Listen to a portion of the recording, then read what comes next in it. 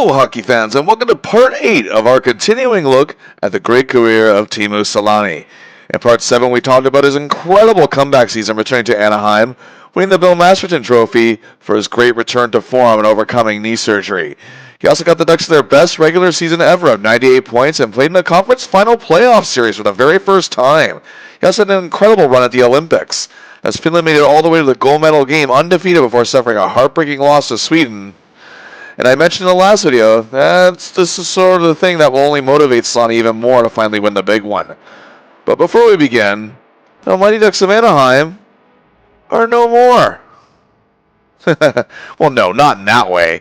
The team is still very much alive, but due to Disney selling them a year ago, ownership had them undergo a renovation, shall we say, a whole new look to simply be known as the Anaheim Ducks. Fans weren't so much angry about the name change, just more angry about the end of the classic logo, which, as we see here in 2025, is back. But either way, there's a lot to be excited about, as they acquired another top-notch defenseman for the upcoming season, Chris Pronger, who was part of that Oilers team that eliminated the Ducks last season. And the Ducks were actually a big Stanley Cup favorite, making the top 10 list among odds makers. As for our hero, he's entering his 14th season for 2006-07. His confidence is back, and so is his game. Selanne was popular among fantasy pool picks, and with this team around him, it's easy to see why. Young players are evolving, and the veterans such as himself are producing. He's eager to be a champion at long last, and he's eager to get to work. At 36 years old, he feels like he's 26 again after training camp. Selanne, however, did graciously hand over his alternate captaincy to Chris Pronger, but make no mistake about it, he was still a leader on this team, and respected highly by his teammates. Well, without any further ado, here we go. Selanne started the season hot with a goal and 4 assists in the first 3 games, wins over the Kings, Coyotes, and Blues. The first and third, he had 2 assists each. But he would only have 1 assist in the next 5 games, and then notched 2 in the last 4 games of the month. Some felt he cooled down and wasn't off to the hottest start overall. But a goal, 7 assists, 8 points is nothing to sneeze at in 12 games, and a +2. It didn't hurt the Ducks that they were 9-0-3 in that stretch. Their whole month of October, they didn't suffer a single regulation defeat. But when it comes to our hero and his boys, we ain't seen nothing yet. Selanne started the month of November with a goal and an overtime loss to Yager, Shanny, Ozo, and the Rangers, his second tally of the year. And then he had a goal and 2 assists and 3 points over Shane Doan, Jeremy Roenick, and the crappy Coyotes in a 6-2 win, and was named first star of that game, as the Ducks are just quacking their way, getting their points. Then, for the very first time, Selanne introduced himself to Sidney Crosby, the 19-year-old sophomore sensation of the Pittsburgh Penguins. It's quite the exciting game. Both men each had an assist as regulation time ended. The game was tied 2-2 in overtime when 44 seconds into it, a power play. Getzlaf controls the rush, gets the puck to Niedermeyer, and he sees Selanne. He scores the overtime winner and schools Sid the Kid on this night. Then it was a short trip up to Western Canada. He had an assist in a huge 6-0 win over Marcus Naslund and the Canucks. Then the trip to Calgary wasn't pleasant at all. Selanne played a rough game, was pointless in a -2 and a 3-0 loss. The Ducks' first regulation loss this season. Next up began a 5-game homestand. First it was a 3-2 win over Brian Rolston and a sharp-looking Minnesota Wild Club, where Selanne assisted on Scott Niedermeyer's game winner. But then the Ducks were embarrassed by Simon Gagne, Peter Forsberg, and a lowly Flyer squad, 7-4. Selanne had an apple in that one, and then it was a shootout loss to another lower-tier team, Keith, Seabrook, Boulin, and the Blackhawks. But Selanne had a goal and a helper in that one. On November 19, 2006, the Ducks were set to host the lowly Coyotes, who I alluded to earlier were having a pretty crappy season. Despite bolstering such talents as Shane Doan, Jeremy Roenick, Ed Jovanovski, and goaltender Curtis Joseph, and a former teammate of Selanne's from the Sharks, all-star Owen Nolan. But the Coyotes, oddly enough, strike first on a goal from Jovanovski on a power play 3:09 in. But then on a power play of their own, Pronger takes control. He has the situation in hand. He gets the puck to Selanne, who sets up Andy McDonald for the goal. And the Ducks tie at 1-1, 7:53 into the game.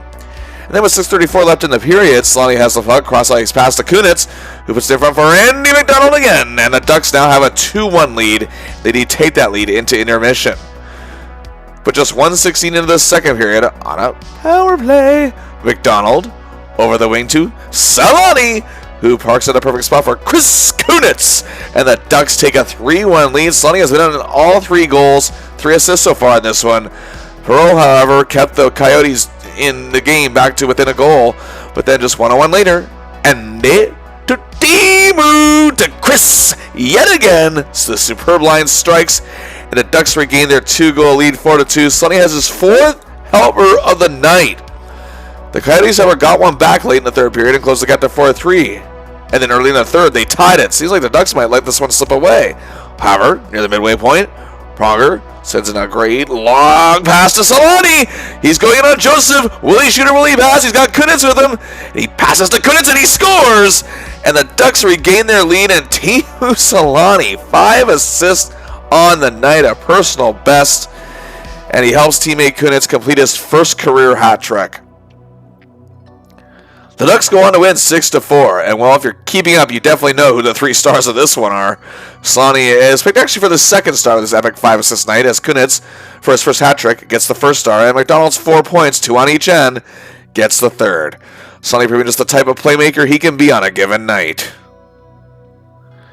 And if that wasn't enough, the very next game he's named for a star in a big 5-0 win over Thornton Marlowe and a very good Sharks team, scoring 2 goals on former teammate Evgeny Nabokov.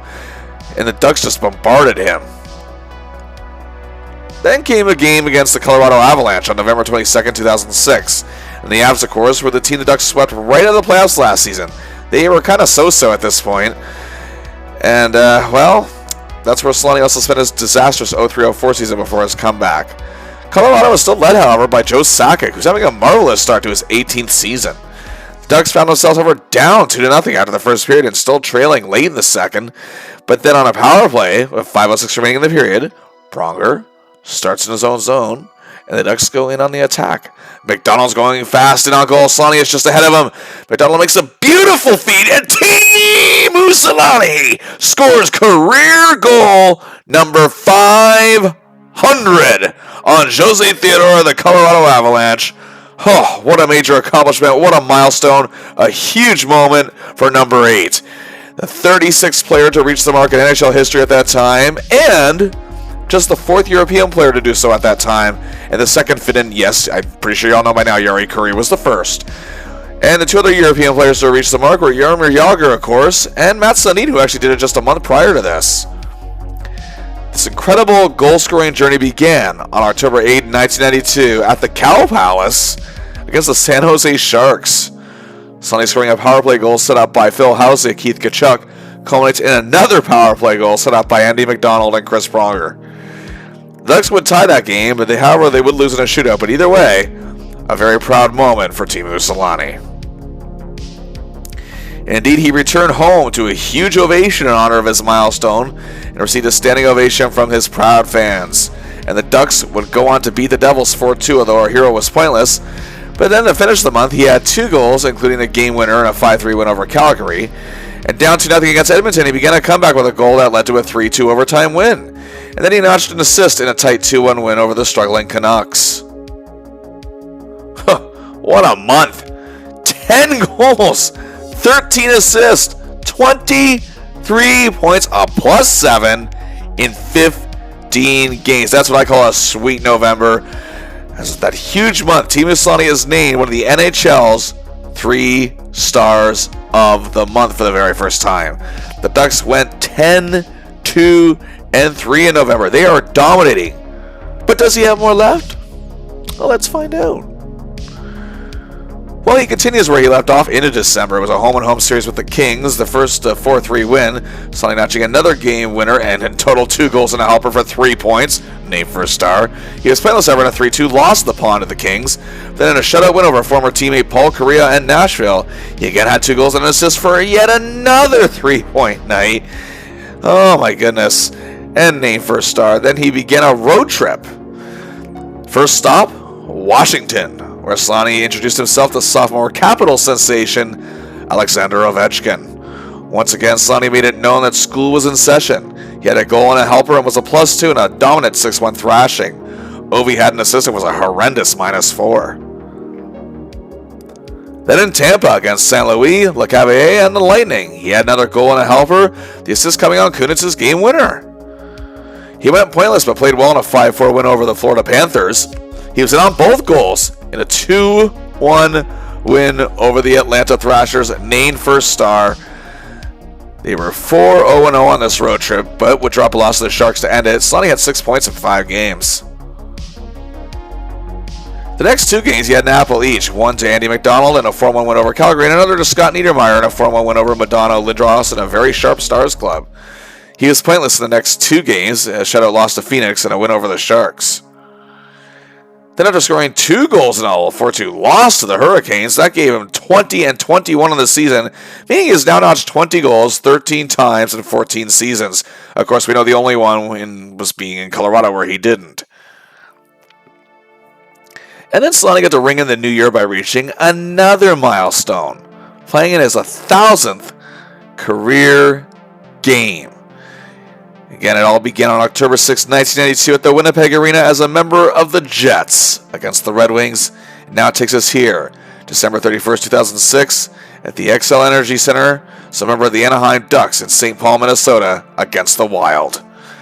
The fans gave him a tremendous reception, very respectable, and he put on a show. 2 goals, a helper, and another 3-point night, and was named second star of the game. The Ducks weren't as dominant in December, but still went 9-5-0. Our hero had 12 goals, 7 assists for 19 points, and was a monster plus 10. The new year of 2007 started off with a loss to the Detroit Red Wings and a loss to the Jackets, but Selanne had a goal and a helper in the latter. Then he had an assist in a 4-2 win over the Wings at home.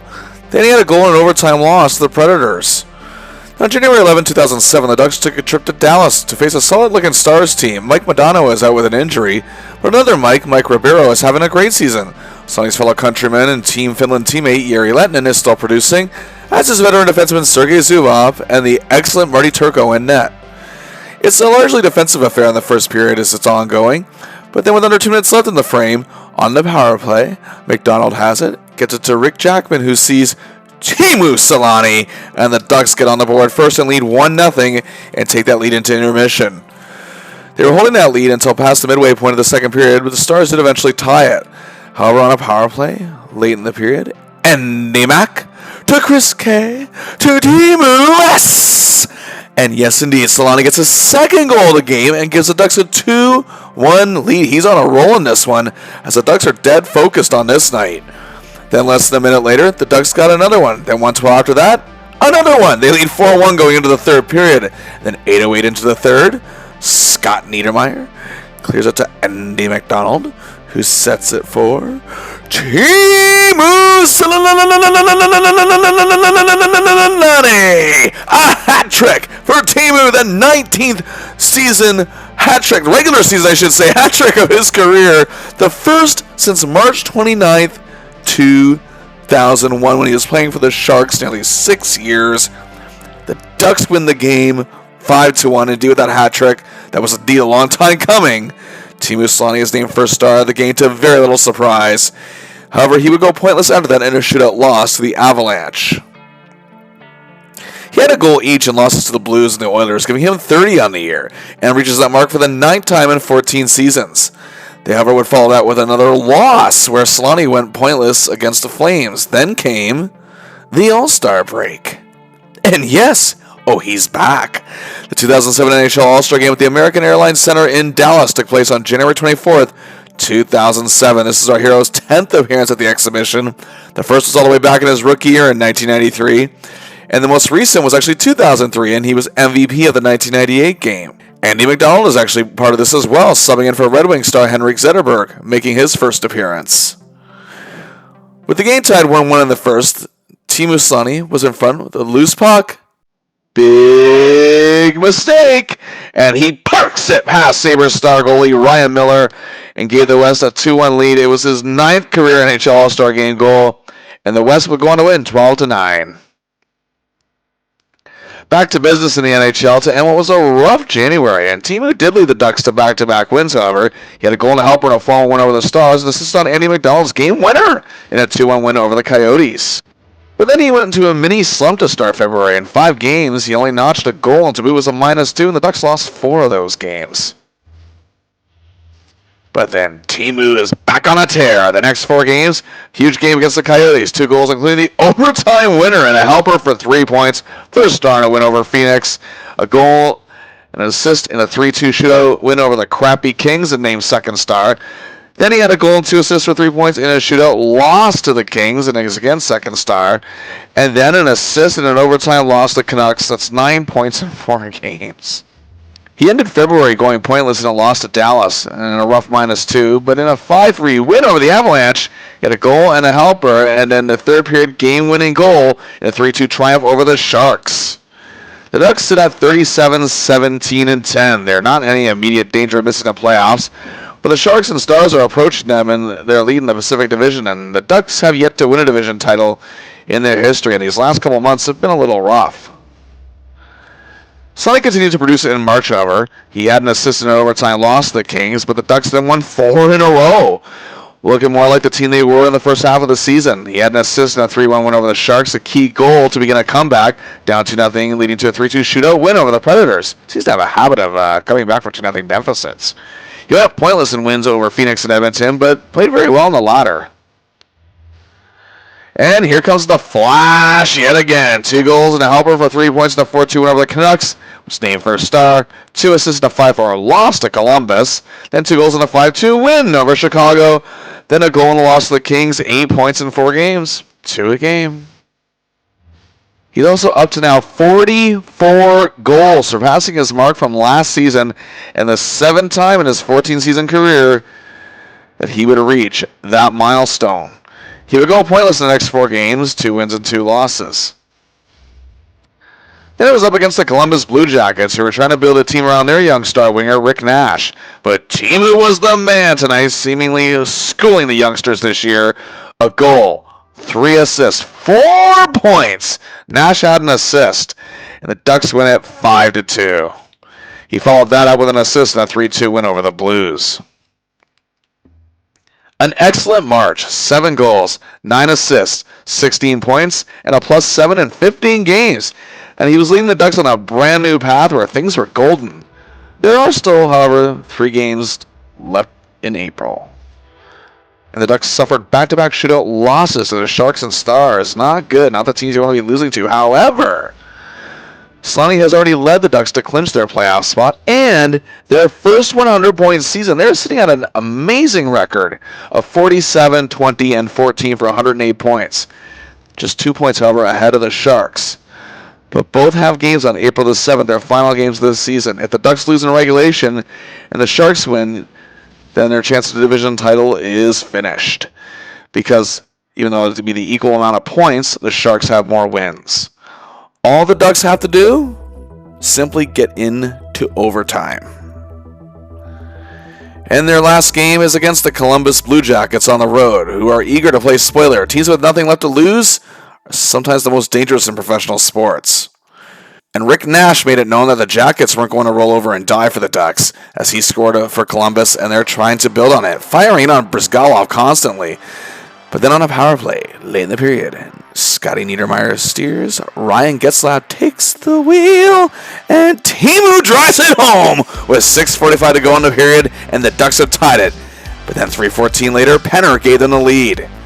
They carry that into the second period, and then, on another power play, Beauchemin leads it this time, but Getzlaf takes it. And he sees his man on his wing, and Selanne scores his second of the game, his 48th of the year, which passes his Richard Trophy winning year of 1998-99 and his highest since then. And importantly, the Ducks lead 3-1. And then this time, other way around than usual, it's Perry setting up Getzlaf with 28 seconds left in the period to make it 4-1 in the second intermission. The Jackets attempt a comeback, but the Ducks hang on to win it 4-3. They are officially the 2006-07 Pacific Division champions, winning a division title for the very first time in their history. Selanne has done it again. He has helped his team achieve a new mark. He was named second star of the game. Goaltender Brizgalov got the third with his amazing 42 saves. But Ryan Getzlaf, one of the 2 men, the other being Corey Perry, that the Ducks gambled their future on, really came through for them on this night. It shows they're going in a good direction. And Selanne being the guru on ice Sees that everyone is responding to him and his leadership. The Ducks indeed finish 48, 20, and 14 for 110 points. Their best ever. First, of course, in the Pacific. Second best record in the West. And they're gearing up for the next step because it's playoff time. And indeed, awaiting the Ducks in the opening round of the 2007 Stanley Cup playoffs is the 7th-seeded Minnesota Wild, making just their second playoff appearance since their inception back in the 2001 season. That prior appearance was in 2003, a miracle run of the conference final, which was ended by the Ducks. They were coached with a strategic mind behind the dead puck era, Jacques Lemaire. Much like he did in New Jersey, he built a defensive-minded team, but still had enough of an offensive approach to obtain wins in this era.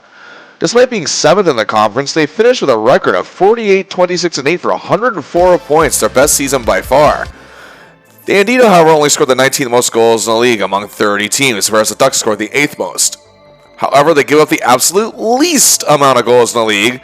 This is Lemaire's style of coaching at play, whereas the Ducks give up the 7th least. On special teams, the Wild have the 6th best power play, going up against the Ducks' 5th best penalty kill, while Minnesota has the 2nd best penalty kill in the league against the Ducks' 3rd best power play. This could be very interesting. Each team has also won 2 games against the other.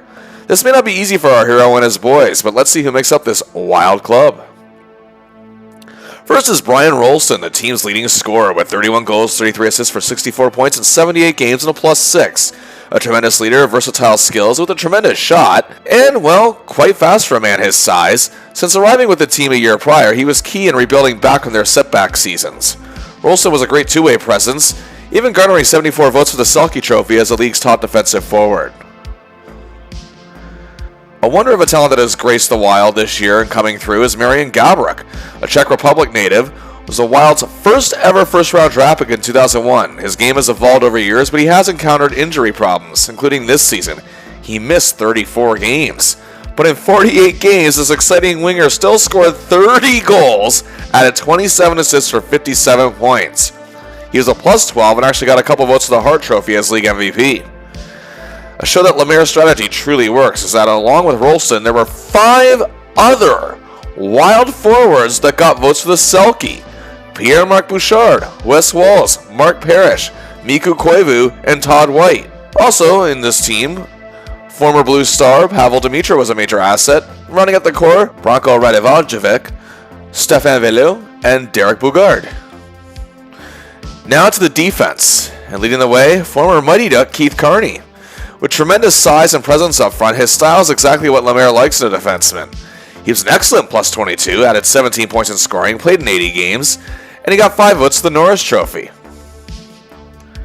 Joining him is 22-year-old Brent Burns, a promising young defenseman who, with his size, skating skills, powerful shot, and smart defensive prowess, is one of the reasons why the Wild have rebounded this season. He is a very good +16 as his game continues to evolve. He added 25 points and played in 77 games. Also on the solid blue line, Kim Janssen, Martin Skula, Nick Schultz, and Petteri Nunn-Mellin. In goal, the Wild had a decision to make, as the duties were nearly split in half this season. They decided to go with Selanne's fellow countryman, Nicholas Backstrom, who years after playing hockey in Europe joins the Wild. This 29-year-old notched an excellent record of 23, 8, and 6 in 41 games. He led the league with an incredible 1.97 goals against average, and also led the league with a .929 save percentage. He added 5 shutouts, and since the Wild gave up the least amount of goals in the league, he and teammate Manny Fernandez shared the Jennings Trophy, and he got 4 votes for the Vezina. Well, what kind of series will we get? Let's find out.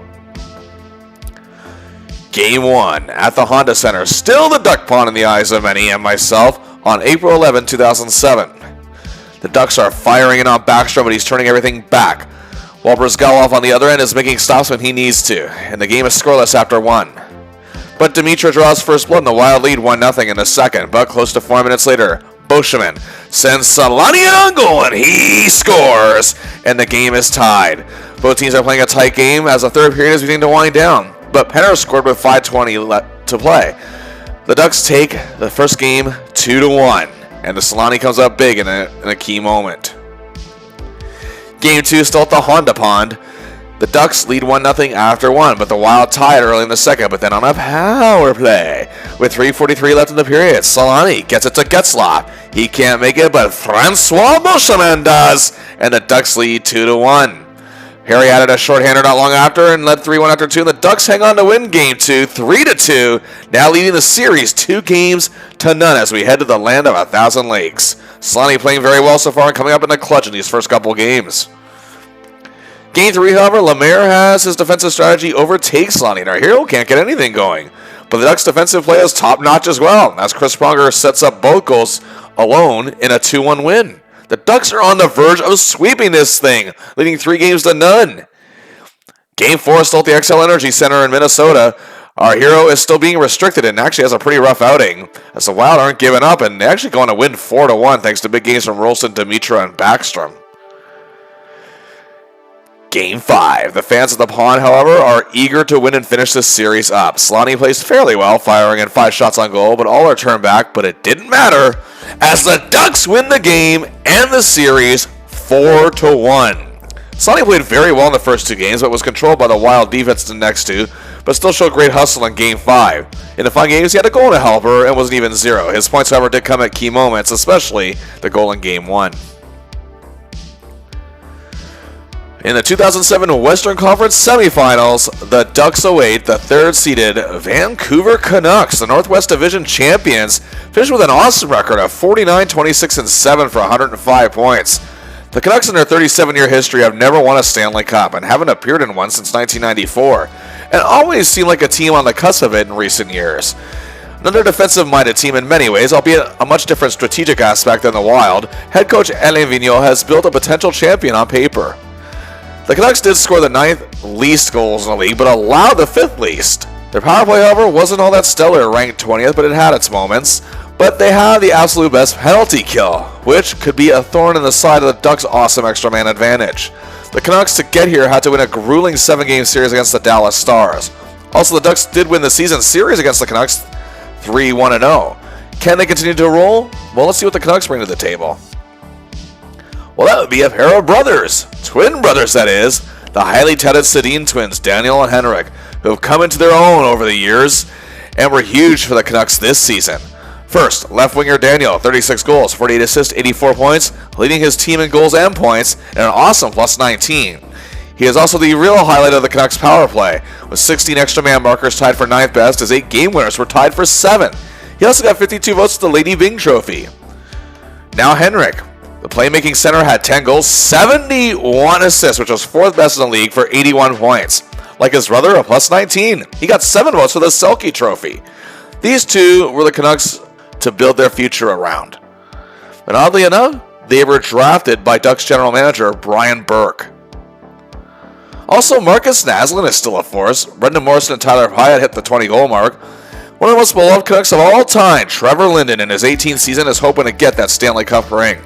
Rounding out the core, Jan Bulis, Jeff Cowan, Alex Burrows, Brian Smolinski, and minor league call-up Jannik Hansen. Leading the defense is someone Selanne was teammates with for the Finns' silver medal run at the Olympics. Sami Salo, a big man who wasn't afraid to use his weight, but played a relatively clean game, but was also a force on an offensive rush. Career highs with 14 goals, 23 assists for 37 points in 67 games, missing 15, but was an incredible plus 21. He was also 8th in defensive point shares with a 5.6. Joining him is fan favorite Kevin Biesca, a tough and sometimes downright nasty defenseman who complemented Salo's style with his own. He played in all but one game this year and was a constant workhorse for the Canucks. He had 12 goals, 30 assists for 42 points, and was a plus 1. And he got a vote for the Norris Trophy. Also on the core, Matthias Olin, Lucas Karchik, and underrated Willie Mitchell. And the man in net, Lou Roberto Luongo. This butterfly-style goaltender with an insane reflex and sharp on rebounds truly was the Canucks MVP this season. A record of 47 wins, 22 losses, and 6 overtime losses. His wins were 2nd best in the league behind Marty Brodeur. An excellent 2.28 goals against average was 6th best. His .921 save percentage was 4th best and added 5 shutouts. He was a finalist for both the Hart Trophy as league MVP, and the Vezina Trophy as top goaltender, but came in second for both. He was named a second-team All-Star. And this too could be a tough series for our hero and the Ducks, but we thought that against Minnesota too. Well, here we go. Game 1 in Anaheim, and it's already tied 1-1 halfway through the first. But we're nearly 5 minutes to go in the frame, and it's that line again. Chris K to Andy Mack to Teemu Selanne. He scored to break the tie, and it's 2-1 Ducks. And then with 49 seconds left in the period, it's a repeat, only a little reversed. Chris K still starts, but now it's Teemu who continues and sets up Andy Mack for the goal. The Ducks lead 3-1. Anaheim was in full control and took game 1 5-1. Our hero played a dandy. It's the best he's looked so far in these playoffs.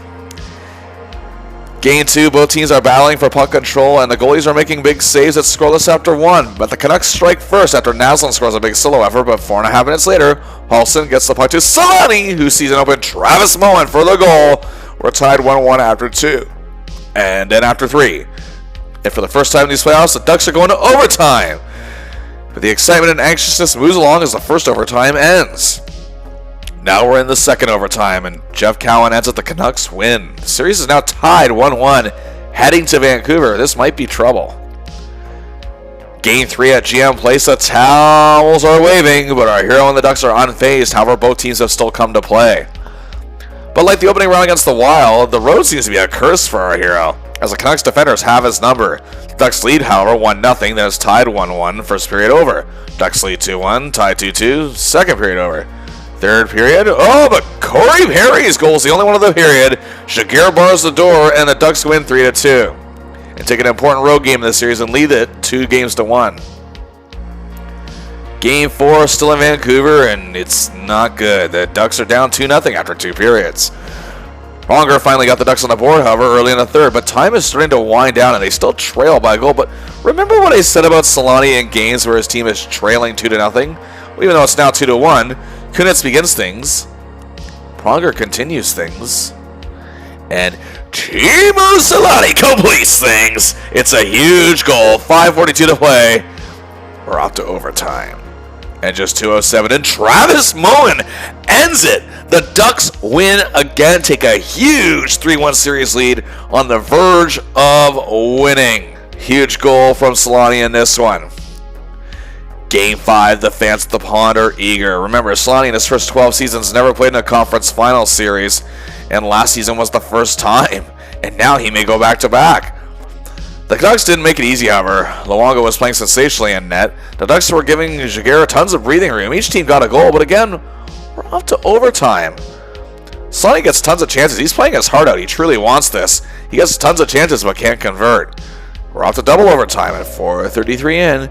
Scotty Niedermayer wins it for the Ducks, and Teemu Selanne, for the second straight year and second time in his career, is headed to the Western Conference Final. And our hero played tremendously in this series. 2 goals, 2 assists, and 4 points, and a +2. Other than Game 3, he didn't really have a lackluster game. He played huge in Game 1, was good in Game 2, and after the rough third game, he scored that huge tying goal in Game 4, and he showed up for Game 5. Selanne and his boys endured heartbreak last year in the conference final. And it's not about to get any easier. Yes, indeed. Awaiting them in the 2007 Western Conference Final, the Detroit Red Wings. Indeed, gone are the days of Stevie Y and Shanny, but this team is still as strong as ever.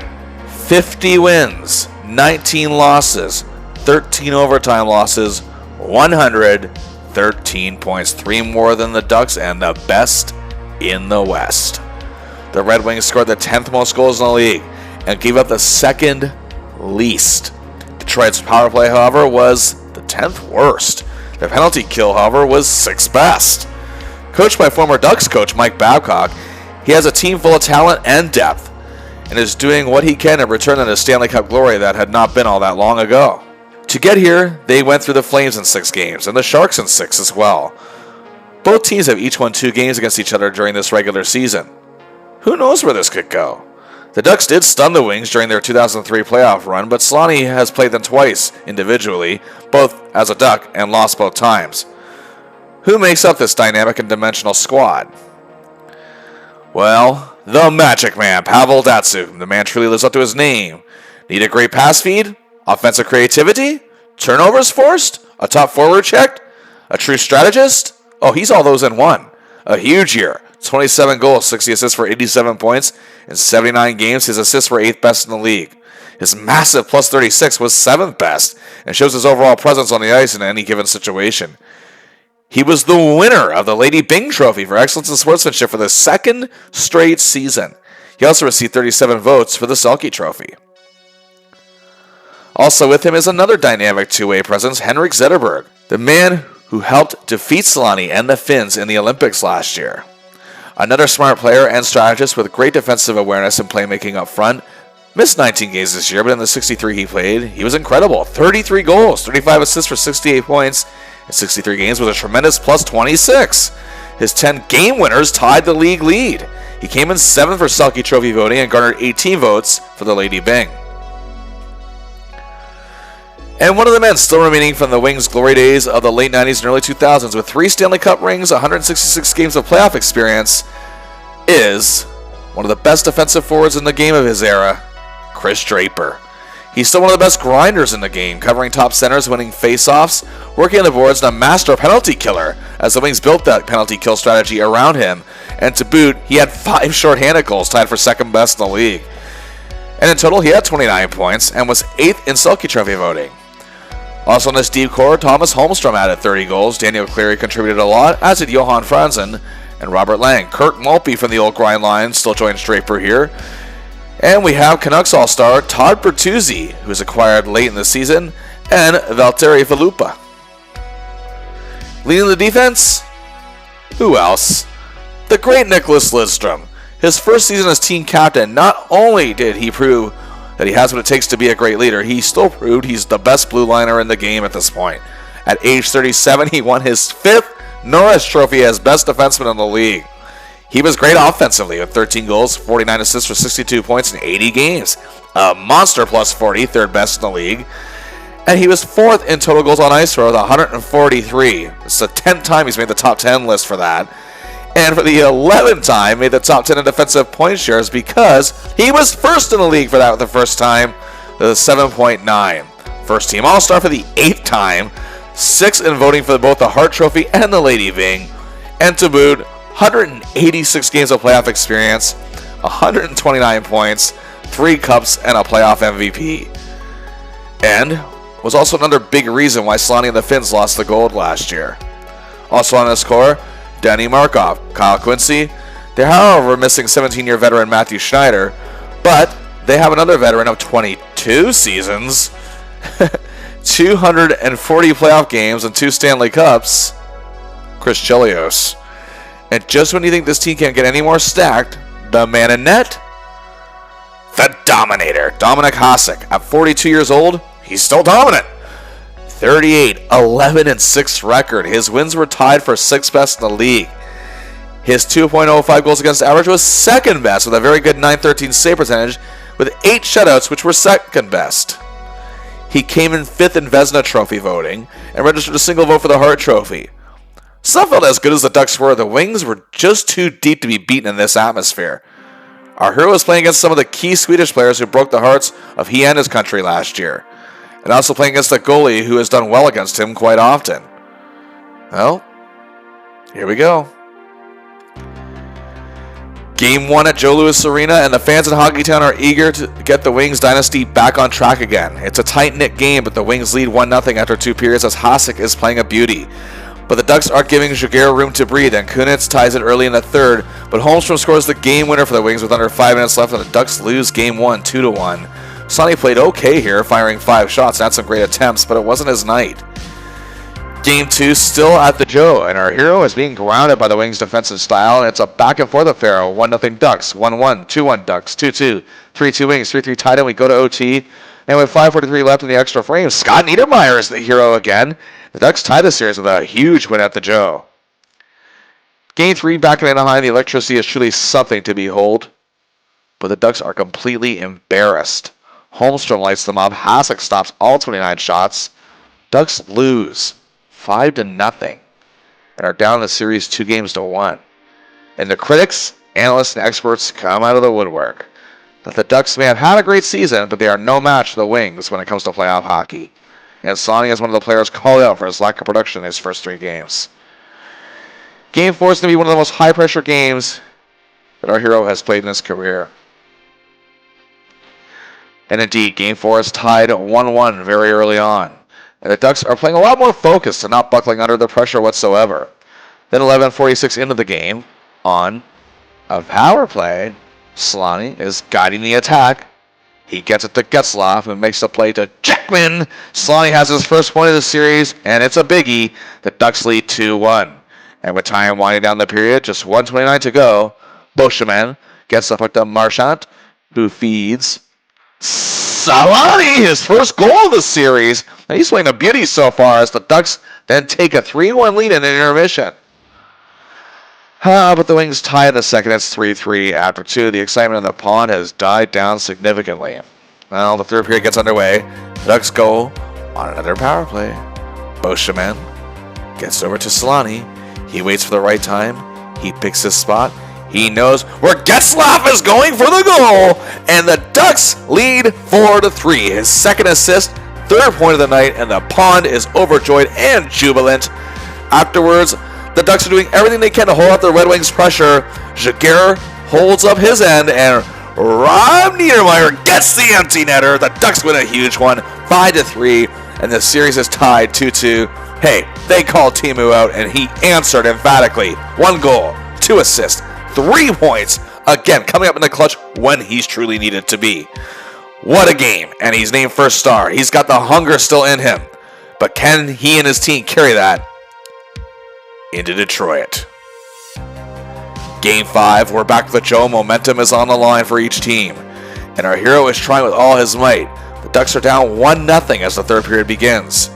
The Wings' defense is on point here. Jaguar is making epic saves to keep it to a 1-goal deficit, but time is still winding down. But Datsuk makes a rare mistake and gets called for interference with 1:47 to play. Carlisle gets Teemu and his boys to strategize their next move and make it 6 skaters on 4. Just keep the puck in Detroit's end, get Jaguar out of the net, and get that extra attacker out there. The Ducks start applying the pressure, but Jaguar makes his way to the bench. 1 minute to play, 1 minute, 6 on 4. We got the biggest Duck guns out there. Spronger sees Selanne. He can't seem to find an opening on Hasek, but Scott Niedermeyer does. 48 seconds to play. The Ducks tie it, and our hero with that setup comes up in the clutch again. And we're off to overtime. 11:57 into OT. A very bad clearing attempt by the Red Wings lands on the stick of... Oh, well, I'll give you a clue. Big mistake, Wings. It's Selanne. He fires in the overtime winner. The Ducks win it and take the game 5, 3-2, and lead the series by the same margin.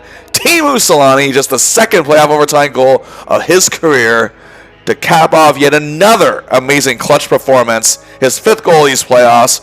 His first playoff overtime goal was in his rookie year on April 27, 1993, 14 years ago, against the Vancouver Canucks on Kirk McLean in Vancouver at the Old Pacific Coliseum. It was also a Game 5.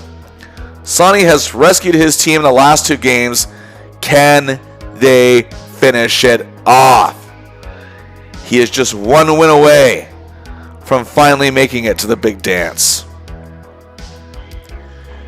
Game 6 in Anaheim. The atmosphere is crazy exciting amongst its fans. The Ducks struck early on a Rob Niedermeyer shorthander and actually led 1-0 after 1. Corey Perry made it 2-0 midway through the second, and it's looking really good. And with time winding down in the second on a power play, Selanne is controlling it. He gets it back to Marchand, who puts it in front for Ryan Getzlaf, and the Ducks lead 3-0 after 2. 20 more minutes. Our hero is nearing his long-awaited conquest. The Wings got on the board, however, in the third. But 2:39 later, Paulson restores the Ducks' 3-goal lead up 4-1. Just hang on, boys. But Datsuk scores one. Then scores another with 3:04 to play. The Ducks only lead by a goal. The Wings pull Hasek as they're on another power play, and it's 6-on-4. Can the Ducks hang on? 1 minute to play. 1 minute. The penalty expires. Counting down. 30 seconds. The Wings are still adding pressure. Hang on, boys. 10 seconds. Is it actually happening? 5, 4, 3, 2, 1, 0. Teemu Selanne and the Anaheim Ducks are going to the Stanley Cup. His journey to the big dance has finally arrived, and his performance in this series was truly something special. Overall, 2 goals, 4 assists for 6 points, and an even 0 in all 6 games. After a bit of a rough start in the first 3, he stepped up when he was needed the most after being called out. His amazing performance in Game 4, with his team at risk of going down 3-1 and scoring those 3 points, showed his desire to win. His performance in Game 5, assisting on that late tying goal with under a minute to go, and in danger of losing momentum in the series, and scoring the OT winner, showed his desire to win. In Game 6, he came to play, added an assist, and played like he truly wanted it all.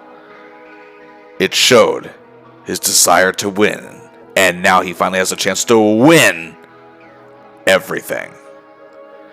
In 13 prior seasons, again, he only made the conference final once, and that was last season. Now suddenly he has the prize in his sights. Well, at long last, Teemu Selanne has arrived at the big dance, the Stanley Cup final. And while it's an accomplishment to make it there, it's another to get on the dance floor. Selanne is one of the best ever to lace up a pair of skates, especially in his era. But since he first stepped onto the NHL ice in October of 1992, the Stanley Cup is what he wanted more than anything. His fellow countryman and idol, Jari Kurri, who broke ground and paved the way for Finnish hockey players in the NHL, became a bona fide legend in the 1980s, winning 5 Stanley Cups with those amazing Edmonton Oilers teams. With all due respect to Kurri, Selanne never did have those type of teams that his mentor did. That's been his hindrance more than anything. It had very little to do with Selanne himself. The Jets were directionless, and even to this day, in 2007 that is, now the Phoenix Coyotes still haven't won a playoff series since 1987. During his first stint with the Ducks, the team got good, even won a playoff series, but always suffered setbacks, and failed to evolve while he was there. It didn't do so until shortly after, but even that was just a temporary solution. In San Jose, he joined a prominent contender, but things didn't go the way he quite wanted. But the Sharks, even now, as of 2007, still can't seem to get past a certain point, no matter how good they are. Even his ill-fated year in Colorado, time had passed the Avalanche by, despite being a playoff team still. But now, he has the right crew around him. This is far and away the best single-season team he has ever played for. Now in his 14th season, this is his big chance. I mentioned the despair of last year's heartbreaks, of course that lost the gold medal game and getting stunned by the Oilers in 5 games in his first conference final. It didn't destroy him whatsoever. It motivated him tenfold. What a year he has had. He and his boys beat 3 100-point clubs to get here. And while I doubt he had revenge on his mind, it probably had to feel pretty good to get one up on those Swedish players who beat the Finns in the Detroit series. But that's all out of the way now, because it's time. And in this 2007 Stanley Cup Finals series awaiting Selanne and the Ducks, the Eastern Conference champions, the Ottawa Senators. The Sens entered the NHL in Selanne's rookie year of 1992-93, and since the late 90s have been prominent contenders, but never able to get to the finals, as this is indeed their first appearance. They finished the year 48, 25, and 9 for 105 points. That was the 4th best record in the Eastern Conference. To get here, they have been pretty dominant. They actually took out Crosby, Malkin, and the Young Penguins in 5 games. They took apart Marty Brodeur and the Devils in 5 as well. The best team in the NHL during the regular season was the Buffalo Sabres, led by Daniel Briere, Thomas Vanek, and superstar goalie Ryan Miller. And they were beaten by the Sens in 5. This crew is dangerous. They have one of the most potent offenses in the league and scored the 2nd most goals.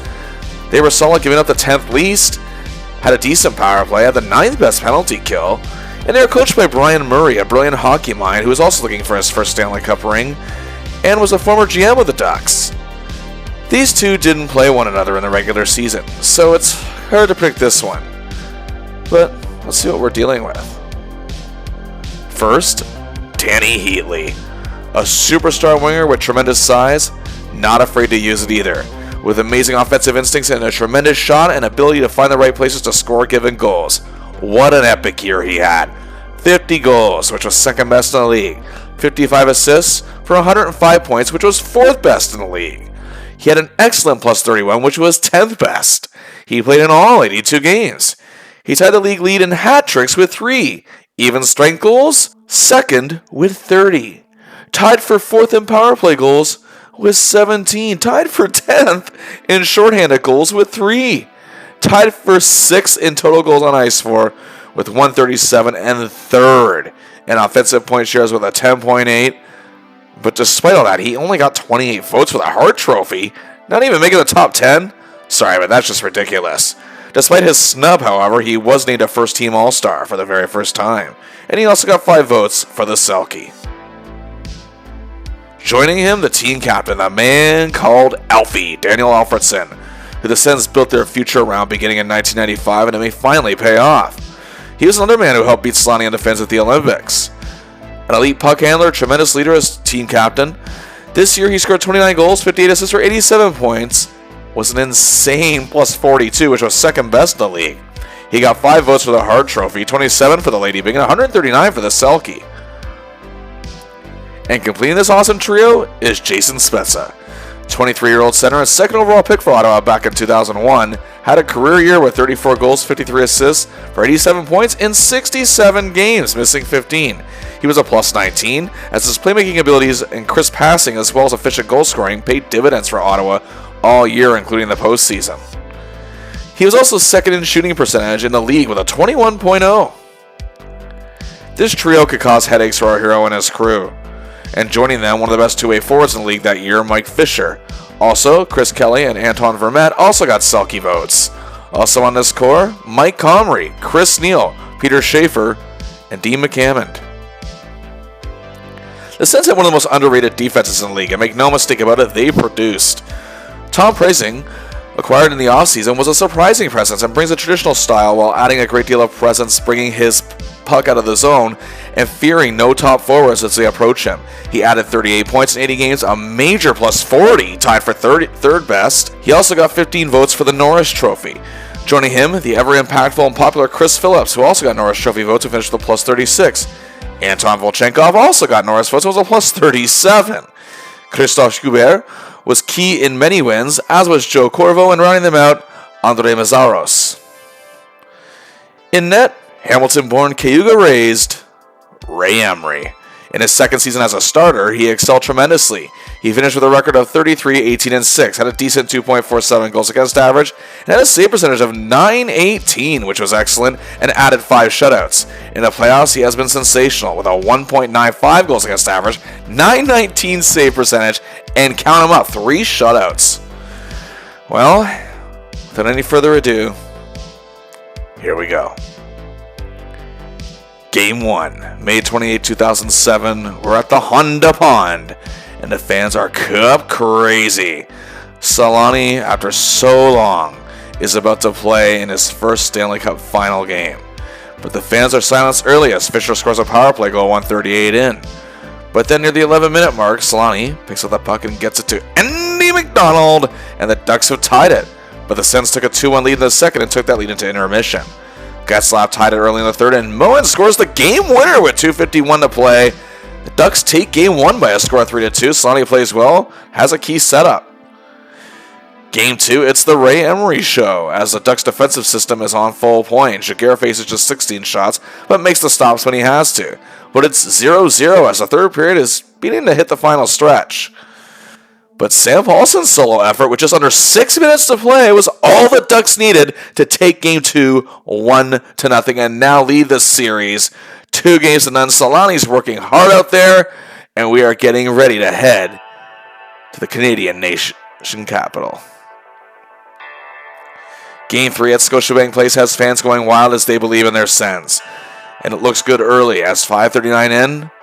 Power play. Teemu to Andy Mack. He scores. The Ducks draw first blood.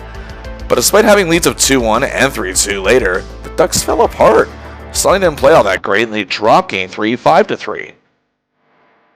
Game 4, however, the Ducks refused to lose their focus, which has pretty much been the story of these playoffs.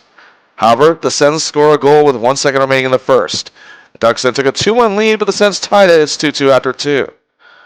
But early in the third, McDonald begins things that allows Selanne to set up Dustin Penner for a goal, and they hang on to take Game 4 3-2, and they lead the series 3-1. Our hero is just one win away from reaching the top of the mountain. The silver hockey holy grail is within reach. Game 5, June 6, 2007. The pond is packed. So is every sports bar in town, and the streets are trying to gear up for a celebration. And the Ducks are looking like a true force to be reckoned with out there. And they led 2-0 after 1. The Sens, however, start putting up a fight in the second to get on the board. But then the Ducks restore their 2-goal lead. The Sens close the gap to a goal again, but the Ducks restore it again and lead 4-2 after 2. Is it truly the time? 20 more minutes. I can't even begin to imagine what Selanne must be feeling at this point. And the crowd erupts as Moen makes it 5-2, 4 minutes into the third. The time is counting down. The fans are getting more and more excited with each passing minute and second. 10 minutes left. The Ducks still lead by 3. Tick-tock, tick-tock. 5 minutes. The Sens have nothing. Then Scory Perry strikes with 3 minutes left. 6-2 Ducks. Shine up that silver barrel. There's someone who's been waiting 14 seasons and 15 years to hoist it. 1 minute to play, 1 minute. The pond is shaking to its very foundation. 30 seconds left. The roof about to explode. 10 seconds. Teemu is smiling from ear to ear. 5, 4, 3, 2, 1, 0. Teemu Selanne and the Anaheim Ducks, Stanley Cup champions. What a moment. You could see it on his face, the happiness that was so hard to accomplish after all these years. He was so overwhelmed that when Selanne was interviewed by reporters after the game, he was almost literally speechless. You could see the emotion pouring out and see it on his face. This truly was the happiest night of his hockey career. He has done so much, set records, won awards, adored by fans, pretty much already a Hall of Famer even before this. But this is what it was all about for him. He's about to have his name etched on the best trophy in sports. And that Stanley Cup ring he has seen so many of his peers wear over the years will finally grace his finger. The look on his face when he hoisted the cup at long last was truly priceless, and an emotional moment for Ducks fans as well, as they roared even louder as he did so. Because this was his home, and they were a big reason why it felt like home. Even in the time he was gone, they never forgot him, and it's only fitting he came back to help his team win a championship. He notched 3 assists and was a -1 in the finals, but that set up on Penner's third period game winner in Game 4 was one of the utmost importance. Once again, coming up in the clutch. like anyone who has won the cup, this cannot be taken away from him. No longer will he be referred to as just a talented finesse superstar who hasn't won a big one. Now he's a warrior who is a champion. Way to go, Teemu Selanne. And in these playoffs, Selanne notched a total of 5 goals, 10 assists for 15 points and played in all 21 games. He was tied 4 ways for 7th best, tying with teammates Perry and Pronger as well as Buffalo's Daniel Briere. The only Duck to have more points than them was Ryan Getzlaf with 17. But this is why the Ducks won it, because they didn't spread themselves thin and relied on many other players to produce. And Carlisle expected that from them because they were capable of it.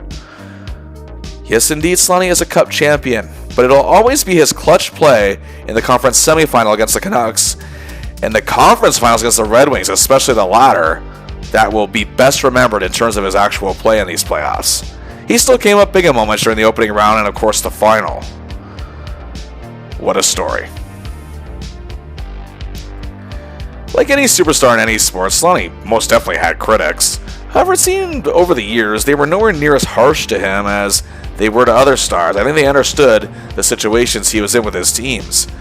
But many who truly appreciated what Selanne brought to the table didn't see him as just an underscoring superstar. They did see him as a man with the heart of a champion. Some say it was his play at the Olympics in 2006 that exhibited that to the very few naysayers he had left. And now, he is a champion. Now let's look back on this incredible season. In this historic 2006-07 season for Teemu Selanne, he scored 48 goals, added 46 assists for 94 points. Wow, in all 82 games, it's only the 4th time in his career he's played in every game of the season. His goals and points surpass his comeback totals from last season. And that awesome line of Selanne, Kunitz, and Andy Mack was top-notch. Much like that year, the chemistry with McDonald was off the charts. He set up Selanne for 26 goals. That's more than half. Amazing. They also collaborated for 10 assists, and in total, they teamed up for 48 goals. That's the exact same total as last season. And as for Kunitz, Selanne set him up 15 times. That's all but 10 of the 25 that Chris Kunitz scored this year. Insane. And they produced 34 goals together. Tying McDonald in assist collaborations was new acquisition Chris Pronger. The legendary defenseman could always read where Selanne was going to be getting out of the neutral zone or on a power play as well. Together they worked to produce 20 goals. But the defenseman Selanne clicked with the most was once again the great Scott Niedermayer. They worked together to produce 26 goals. Also, Selanne clicked well with the likes of Ryan Getzlaf in certain situations and Francois Beauchemin. Selanne's 48 goals was 3rd best in the league. Just 2 back of Danny Healy, who I mentioned earlier, and just 4 back of leader and Richard Trophy winner Vinny Lecavalier of the Tampa Bay Lightning. It's the 2nd straight time and 6th time in his career he has made the top 10 in goals. And his 48 goals, it's the 5th highest total of his entire career in 14 seasons. And he led the league in power play goals with 25 for the 2nd time in his career. He finished first in this epic 1998-99 season and finished in the top 10 one other time. That was his rookie year. Selanne has always been a solid power play presence throughout his career.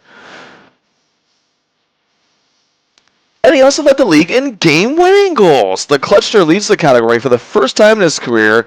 This is his 5th time, however, in the top 10. He made the upper tier in his first full 3 seasons as a Duck from 96-97 and 98-99, and once with the Sharks in 01-02. He totaled 10 this year, which ties his career best. Also, he was tied for the league lead with Henrik Zetterberg and Danny Healy, again, both mentioned earlier. Selanne made the top 10 in offensive point shares for the 2nd straight year, and 7th time in his career at number 4 with a 10.3. It's quite a list here. And for the first time since the 1997-98 season, and just the 3rd time in his career, Selanne made the top 10 in shooting percentage, coming in 6th with an 18.7. And now, on to award season. For the 2nd straight year and 7th time in his career, Selanne garnered votes for the Hart Trophy, coming in 9th this season with a total of 36. And a trophy he's up for, it seems like almost every year but a couple. He also came in 9th Tied for ninth, that is, for the Lady Byng Trophy with a total of 107 votes. And for the very first time in his career, Selanne got votes for the Selke Trophy as the league's top defensive forward. He was never known for his big defensive game throughout his career, but it evolved tremendously, especially with his back-checking. He came in 25th with 11 votes. Teammate Sam Paulson was actually a finalist and came in second. Well, what more can we really say? Truly a storybook season, one of the greatest of Teemu Selanne's career. Yes, indeed, number 8, the Finnish Flash, bottom line, is a Stanley Cup champion at long last. His remarkable clutch play was key in the Ducks winning it all. He had 15 points in 21 playoff games, tied for 7th best in points, and his first playoff overtime goal in 14 years. Top 10 in 5 categories, including goals and being first in power play goals and game winners. His 5th best goal total, and it's also his 5th best career point total. Playing in his 10th All-Star game as well, votes for the Hart, Byng, and Selke, also finished a plus 26. That's the second best mark of his career. He also achieved 2 major milestones, scoring his 500th career goal and playing his 1,000th career game. He also notched his first hat trick in 6 years. But again, nothing. I guarantee nothing will top what happened in June. That Stanley Cup win. The hard work and his heart truly paid off. He finally had a team around him that could not just help him thrive statistically, but one that could win together. And he won the Cup where he always wanted to. And that's in Anaheim. And that does it for part 8 of our look at Teemu Selanne. Now, he's done it all. But in part 9, he contemplates his future, and we'll see where he goes after this. In the meantime, and in between time, please like and share the video, subscribe to the channel, and suggest player bios in the comments. And until the next one, I'll see ya!